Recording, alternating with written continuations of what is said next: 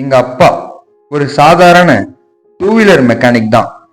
ஒரு நாளைக்கு வேலை வந்தா 9 நாளைக்கு வேலை வராது. ஸோ நாங்க ஒரு மிடில் கிளாஸ் ஃபேமிலி தான்.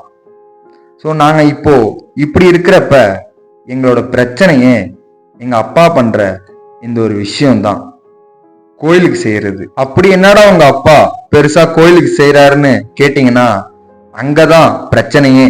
நம்ம எல்லாரும் எதுக்காக சம்பாதிக்கிறோம்? நம்ம குடும்பத்துக்காக தானே.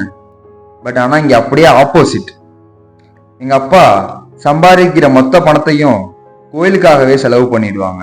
வாரம் ஆனாலே போதும் ஒவ்வொரு கோயிலுக்கும் 2000 விளக்கு, லிட்டர் கணக்கான எண்ணெய்ன்னு இப்படி கோவில் சம்பந்தப்பட்ட பொருளா வாங்கி கோயிலுக்கா செஞ்சுட்டு இருந்தாங்க. சாமிக்கு செய்யலாம், தப்பு கிடையாது, நல்ல விஷயம்தான்.